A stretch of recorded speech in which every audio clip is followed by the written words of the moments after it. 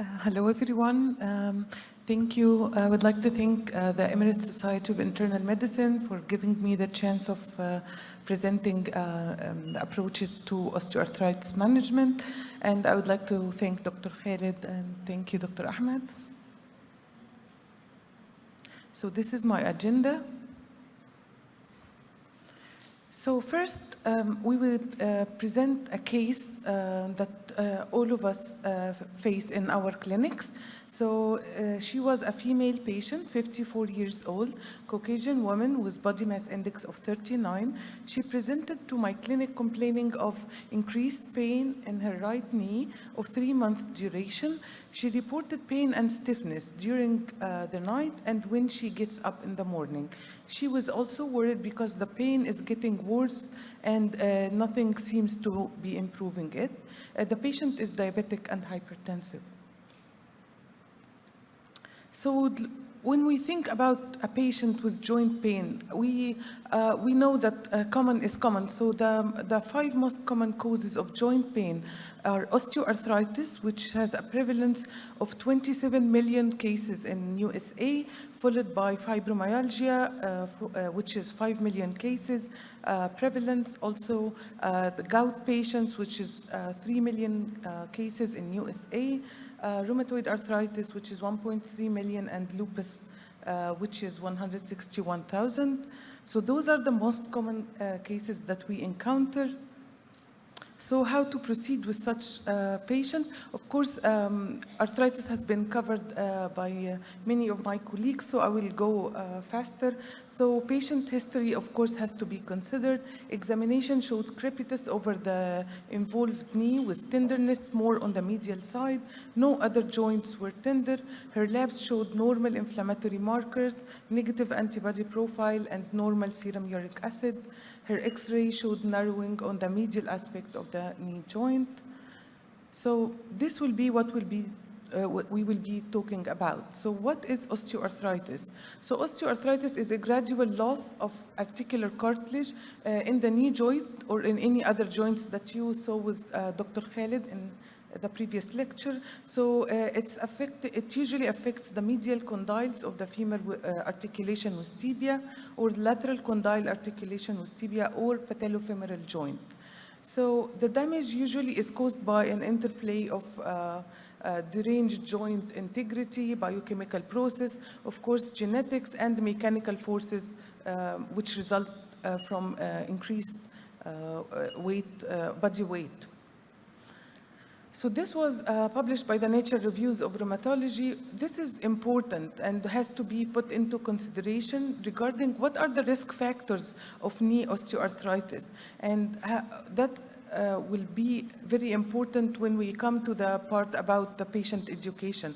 So there are systemic factors, which is the older age and the gender, which is more in female genders, and the obesity and the decreased physical activity, and also the genetics, in addition to the mechanical factors, which is the obesity, and also if there are muscle weakness or previous knee injury. In addition to the comorbidities and the presence of depression and anxiety or increased pain sensitization. So those are the typical symptoms that patients come to complain with, which is pain on movement and crepitation, joint line tenderness, reduced range of motion, stiffness with any inactivity, and joint swelling, and also some functional limitations which can limit the patient from going up the stairs or opening any bottle of water or any cans. Those are the sites that are most commonly affected, which are the hands, the knees, and the hips. This slide is showing the radiographic changes, which was showed by Dr. Khalid, but what we usually see is the involvement of the medial aspect of the knee with joint space narrowing, and new bone formation, subchondral bone cysts, and sclerosis. Also, the radiographic features help us in evaluating the extent of joint damage, if it's early and mild, if it's moderate, or if it's severe. However, the EULAR recommendation regarding the use of the imaging in osteoarthritis, it says that it might not be required for diagnosis, but it's very useful in atypical presentations and not needed for follow-up, so we don't need to order multiple X-rays. X-ray is usually ordered before other modalities, before MRI and ultrasound. Consider the view, patellofemoral views, because this can be missed in ordering the X-ray for osteoarthritis cases. Also, no current evidence showed that imaging predicts the response to any treatment, especially in non-surgical management. So the difference between osteoarthritis and other types of arthritis, usually rheumatoid arthritis, there are antibody profile, pain and swelling and stiffness more in the hands, MCPs and PIPs, pain and swelling more than 30 minutes, and also there's antibody profile. Psoriatic arthritis, usually the arthritis associated with skin lesions in any place in the patient. So because sometimes patients think that as long as they don't have the skin lesion over the joint, then they don't have psoriatic arthritis. But of course, this is not true. So a scalp lesion of psoriasis and any joint pain and swelling can be psoriatic arthritis. Also gout. It has a different presentation. It's intermittent attacks of severe pain and swelling, mainly in the lower limbs, affecting the MTPs. So we come to the management. So regarding the management, the patient comes to you and they have expectations. They want to be pain-free, so they need to be moving as they used to move before. So the treatment goals are to minimize their pain and optimize their function and beneficially modify the process of joint damage. So by targeting the modifiable risk factors that we were talking about, like weight management and increased activity. So this is the American College of Rheumatology guidelines for management for hand, hips, and knees. And the main recommendation was regarding encouraging patients to exercise and encouraging patients to have more self-awareness of what increases their pain and what affects their pain degree, and also encouraging the patients to start a journey of weight loss. And there were discouraging or recommending against the use of medications like bisphosphonates, glucosamine, which is highly recommended by other subspecialties, hydroxychloroquine, methotrexate. All these medications have not proven to have any improvement in our patients in randomized controlled trials. So regarding hand osteoarthritis, exercise was strongly recommended.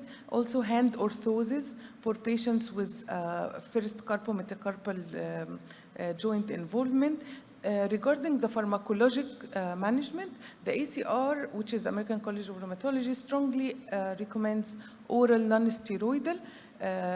Although we know that our patients have multiple comorbidities and with higher age, however, the recommendation was that it should be with the lowest possible dose and as short duration as possible. And it's conditionally recommended against using intra-articular glucocorticoids, duloxetine, tramadol, and chondroitin sulfate. But conditionally means that you can use them, but just after patient consultation, and also revising the pros and cons for such a modality. Regarding the knee osteoarthritis, again, exercise is strongly recommended. Weight loss, Tai Chi was recommended. Cane use, which is instructing the patients to use a cane, a walking cane, especially when there is one or more joints are causing sufficiently large impact on ambulation and movement and joint stability. Also, tibiofemoral knee braces were strongly recommended by the ACR, and patellofemoral braces only in patients with patellofemoral osteoarthritis. So regarding, this is the hip osteoarthritis, again, the same recommendations: exercise, weight loss, cane use and Tai Chi were mainly recommended. And for pharmacological treatment, oral non-steroidals were also recommended with a low dose the lowest dose possible and the shortest duration possible. Intra-articular steroid injection was recommended with ultrasound guidance, but as not to be repeated frequently. So these were the recommendations, but how can we approach them? So there were multiple studies that shows how to approach and how to approach patients with osteoarthritis, especially that we have recommendations that doesn't give us a strong clue of what to tell the patients. So this was a study about the patient education in musculoskeletal treatments. So they are advising that we have to manage the patient expectations, letting them know that the pain might not completely go away, but we have to adjust the lifestyle according to the pain, according to the available treatments, and according to their response to the available treatments. So we don't discourage them, but we explain the disease, and it's a disease of wear and tear to them. However, we also should not tell them that there is a disease progression and it's inevitable to have a total knee replacement, because it's a modifiable disease if we modify the risk factors. So this was a study about encouraging weight management. So effects of weight change on knee and hip radiographic measurements and pain over 4 years. This was data from an osteoarthritis initiative done on 2,752 patients, which had 3 groups of patients. Patients who have had weight gain, and patients who have had weight loss, and controls. So the weight loss group showed reduced radiographic worsening with odds ratio of 0.6, and this weight loss group also showed increased in pain resolution with an odds ratio of 1.4. And this was versus the weight gain group, which had increased radiographic worsening with an odds ratio of 1.2 and increased pain with an odds ratio of 1.34. And also we'll have to encourage the patient's activity, encourage them to walk, to improve the strength of the quadriceps muscle. So daily walking and the risk of knee replacement. So when our patients go to other specialties like orthopedics, and they were told that you have to do a total knee replacement, and this is an inevitable progress of your condition. However, this study had an outcome which was a knee replacement after 5 years, and also it showed that it was counting the daily walking of the patients by accelerometer and the number of steps that they were taking. So this showed that there was no increase on the risk of knee replacement in the patients with increased walking, and there was a protective effect of increased intensity of walking for the patient to need a knee replacement after 5 years. There was also this study about the patients using fewer analgesics when they follow a supervised exercise therapy and patient education. So the patients, this was done in Denmark, and it was a GLAD registry using a big number of patients, 16,500 patients with knee or hip osteoarthritis, which they had 2 or 3 sessions of patient education and 12 sessions of supervised exercise twice weekly for 6 weeks. So there was a reduction, a significant reduction in analgesic users from 62% to 44%. So what about intra-articular corticosteroids? Are they effective? So regarding this aspect, there was a meta-analysis that showed that they might be effective, at least only for short term. However, the sustained efficacy of repeated injections are not clear with the meta-analysis results. Regarding the safety of recurrent intra-articular steroids there was a study on the progression of knee osteoarthritis with the use of steroids versus hyaluronic acids. So the ones who used intra-articular steroids had increased probability of cartilage thinning and increased risk of knee replacement. And this is regarding the vesico supplementation, which is intra-articular hyaluronic acid. This was done also a meta-analysis regarding more than 24 large studies. The conclusion was that the vesico supplementation leads only to a small reduction in pain of the knee osteoarthritis compared to placebo, and this reduction was less than the minimally clinically important difference between the both groups. And there was also increased side effects in the patients with the vesico supplementation group. So this is a little bit more exciting about the recent updates in managing osteoarthritis. These were data was presented in the EULAR just 3 weeks ago regarding the intra-articular regenerative therapies, and if the gene therapy and the stem cell therapies and the injectables are working with osteoarthritis or not. So the injectables are either for chondroprotection, which increase the growth factors to increase the thickness of the cartilage, or they either inhibit the degradation of the cartilage that the patient already have. So these are like protease, inhibiting the proteases.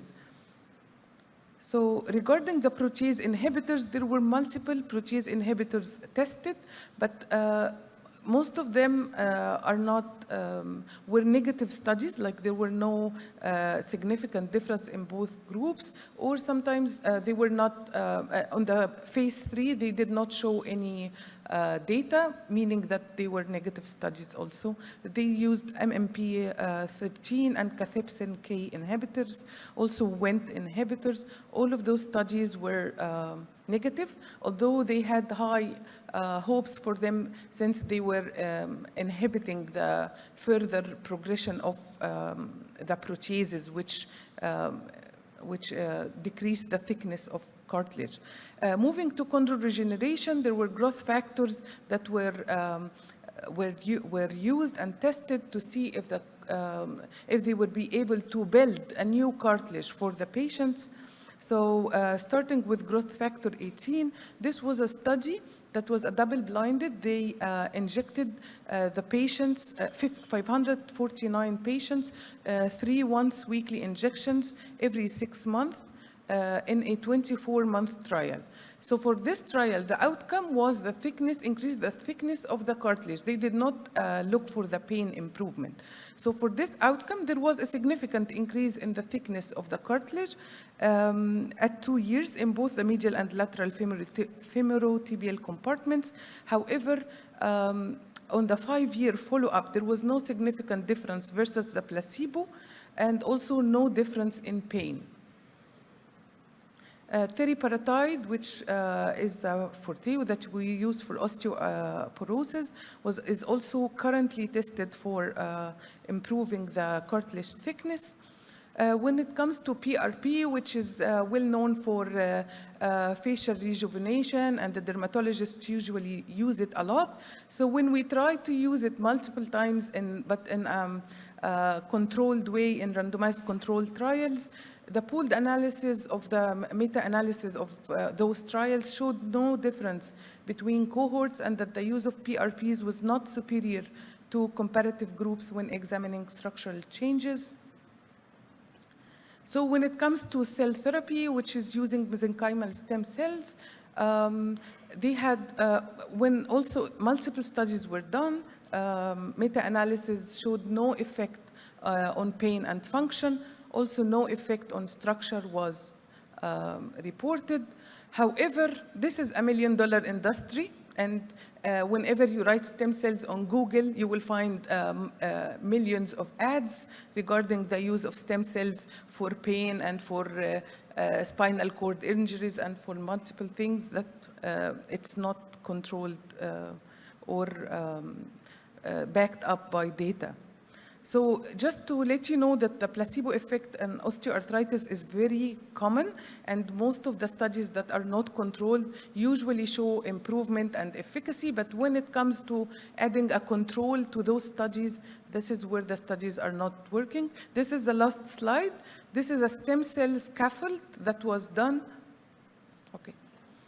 And it is promising, and the study is still on its way. And thank you.